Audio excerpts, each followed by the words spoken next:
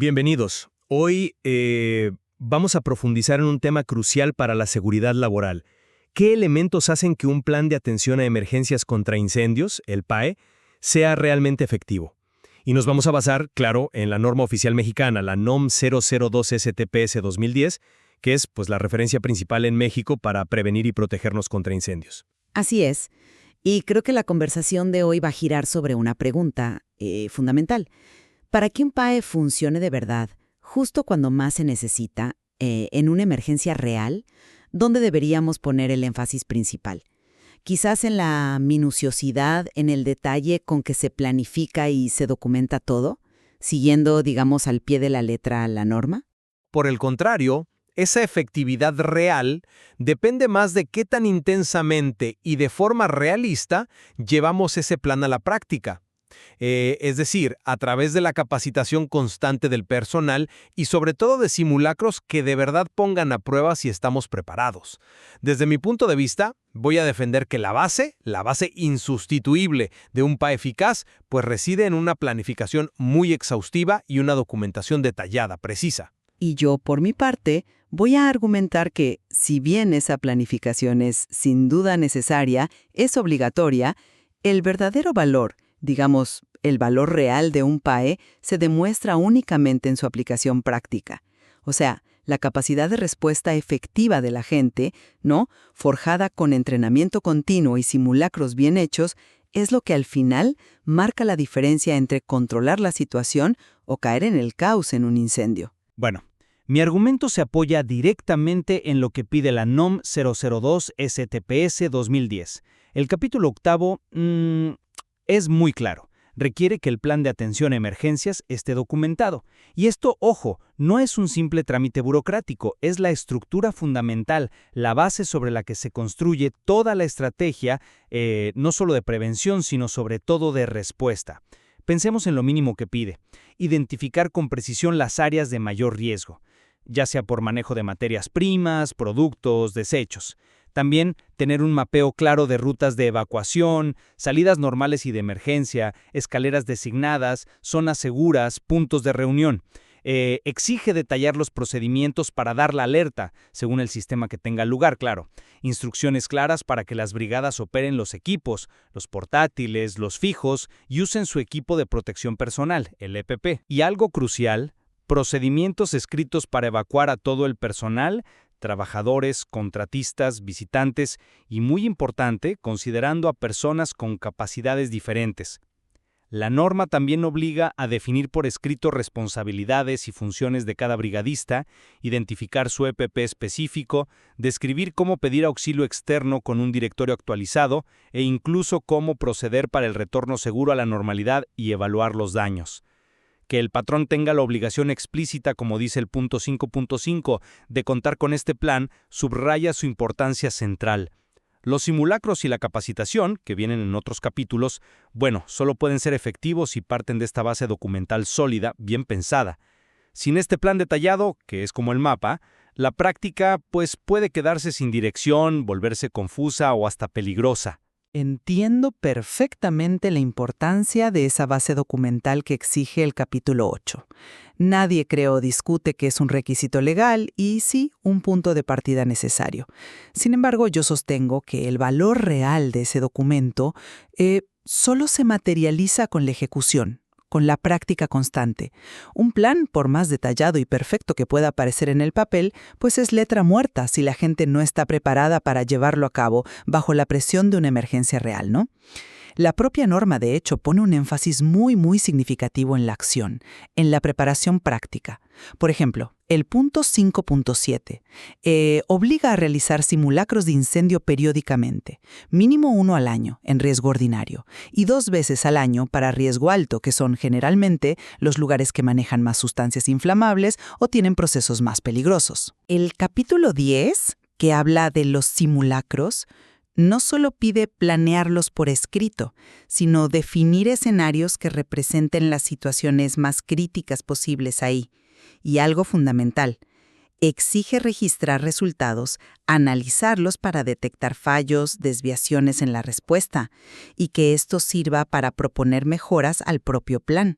Es un ciclo de mejora continua basado en la práctica, ¿entiendes? Ah, Además, la obligación 5.8 exige un programa anual de capacitación teórico-práctico. El capítulo 11 detalla que todos los trabajadores, no solo las brigadas, deben recibir capacitación no solo sobre el plan en sí, sino en habilidades prácticas, manejo básico de extintores, cómo actuar según el PAE, identificar un conato de incendio, cómo combatirlo si es seguro, e incluso cómo ayudar a evacuar visitantes. Y para los centros de riesgo alto, la capacitación que se pide a las brigadas es mucho más profunda, más especializada. Abarca temas como estrategias de combate al fuego, rescate, primeros auxilios, comunicación en emergencia, coordinación con ayuda externa, manejo de materiales peligrosos del lugar.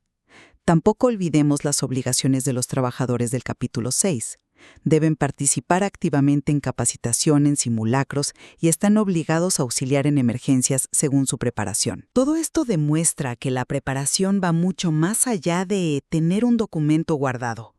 Un plan detallado es el guión, sí estoy de acuerdo, pero es la práctica repetida en simulacros realistas lo que crea esa memoria muscular y la capacidad de responder efectivamente cuando el tiempo apremia y el pánico, pues, amenaza. ese enfoque en la acción es vital, no lo niego en absoluto, pero creo que no debemos subestimar el rol absolutamente fundamental de la planificación como el punto de partida que ordena esa acción.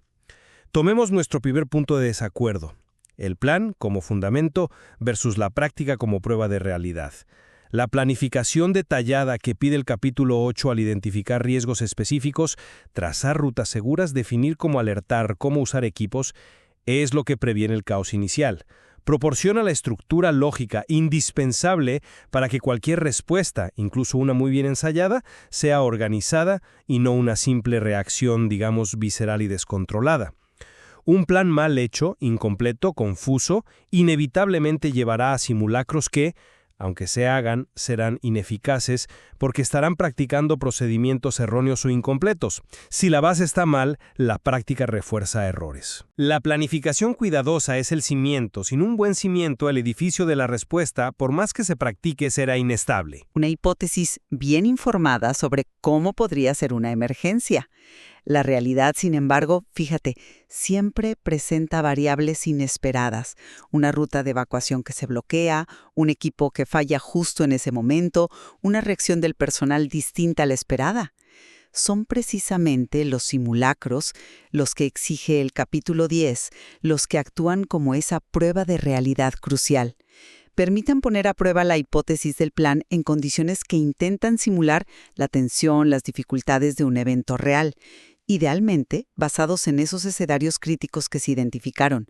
Pero lo más valioso es que los simulacros exponen, sin piedad, las debilidades del plan y de la preparación de la gente. La obligación de detectar desviaciones, fallos durante el simulacro y usar esa información para actualizar y mejorar el plan. Eso es el reconocimiento explícito en la norma de que ningún plan es perfecto desde el inicio y que la realidad, siempre supera al papel. Una emergencia real nunca se va a desarrollar exactamente como se escribió en el documento.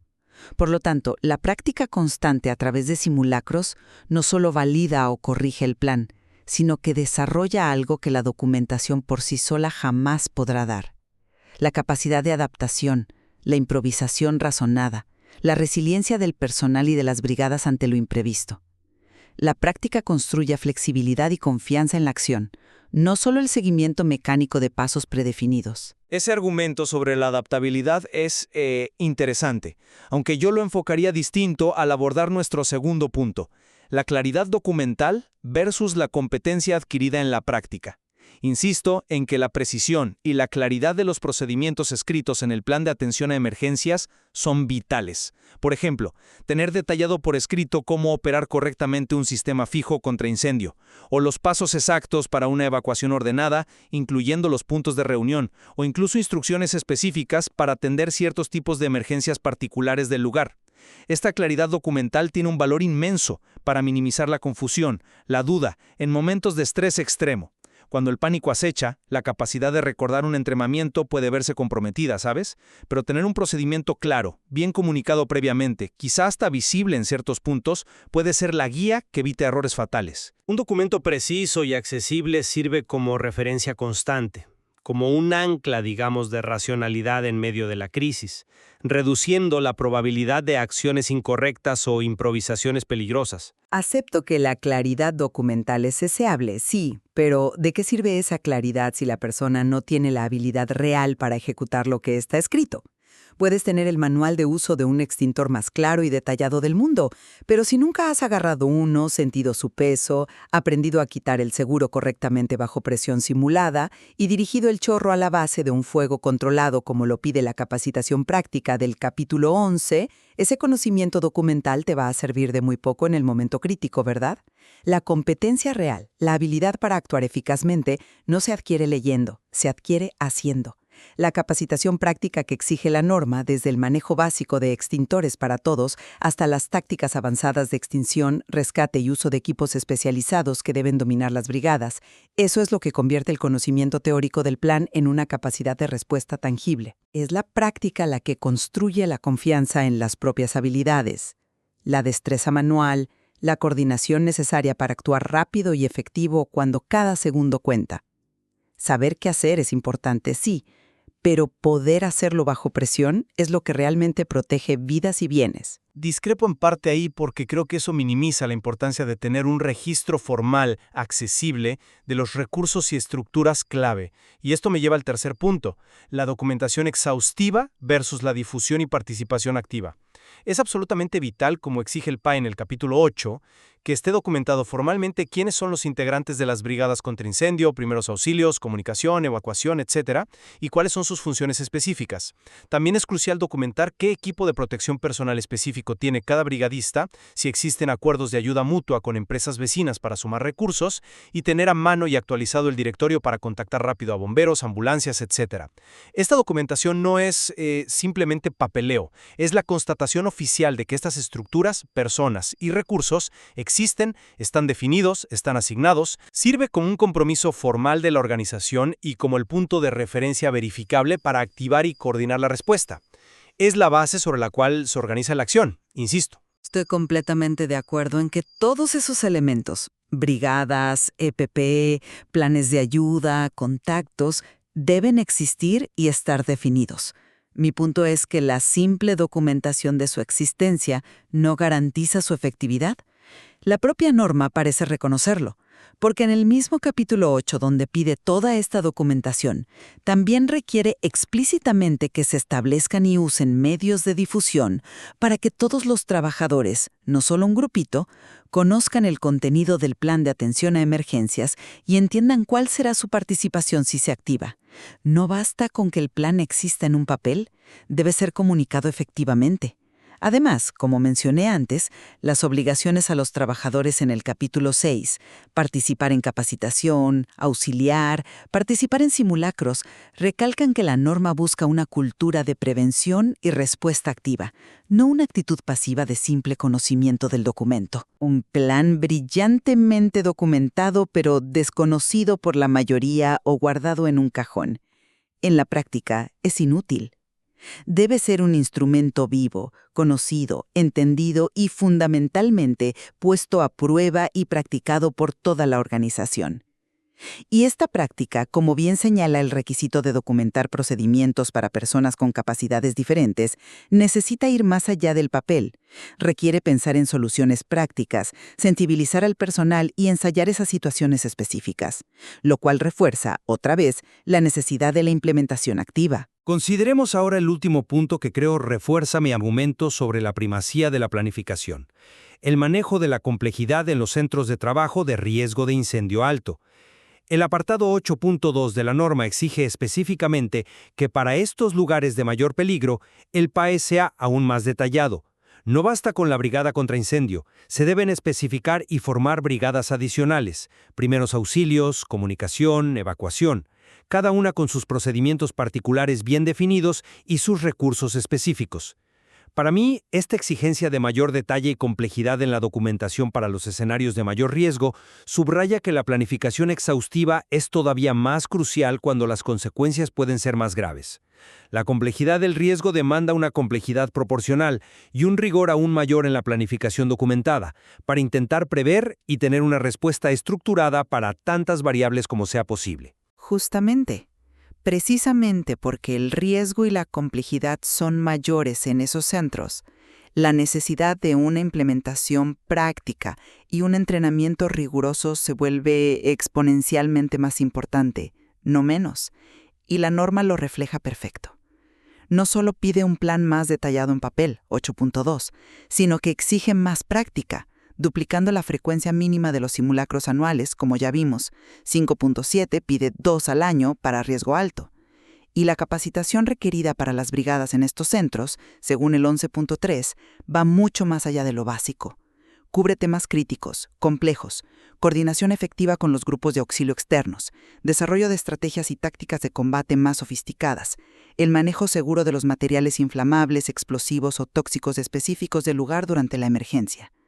Por lo tanto, la mayor complejidad del plan no significa que baste con escribirlo mejor. Al contrario, significa que hay mucho más que practicar, que validar en escenarios simulados y que asegurar que el personal y las brigadas puedan ejecutarlo bajo presión. Un plan más complejo requiere necesariamente un énfasis todavía mayor en probarlo, entrenarlo y asegurarse de que funcione en la práctica, no solo en la teoría. Bueno, para resumir mi perspectiva, sostengo que un plan de atención a emergencias contra incendios que esté meticulosa, exhaustivamente documentado, siguiendo los requisitos del capítulo 8 de la NOM 002, identificando claramente riesgos, rutas, procedimientos de alerta, operación de equipos, roles, EPP, mecanismos de auxilio, pues constituye el mapa indispensable. Este documento proporciona la estructura fundamental, la claridad necesaria y la base lógica que debe guiar todas las acciones preventivas y reactivas. Asegura una respuesta organizada, coherente. Sin este fundamento sólido y bien comunicado, cualquier esfuerzo práctico, por bien intencionado que sea, corre un riesgo significativo de ser desorganizado, ineficiente o incluso, peligroso. Y, resumiendo mi posición, aunque reconozco plenamente que el plan documentado según el capítulo 8 es el punto de partida necesario, el legalmente requerido, insisto en que la verdadera efectividad de un PAE reside en la capacidad real de las personas para actuar correctamente bajo presión. Esta capacidad no se logra solo con leer o conocer el plan.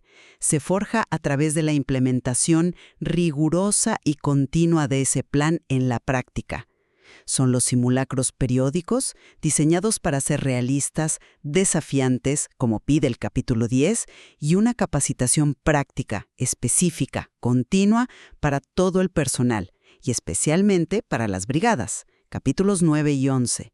Eso es lo que realmente prepara a la gente para identificar riesgos sobre la marcha, usar los equipos correctamente y responder de manera adecuada y coordinada en medio del estrés y la confusión de una emergencia real. El plan es la partitura, sí, pero la seguridad real depende de la habilidad y la preparación de la orquesta para interpretarla bien en el momento decisivo.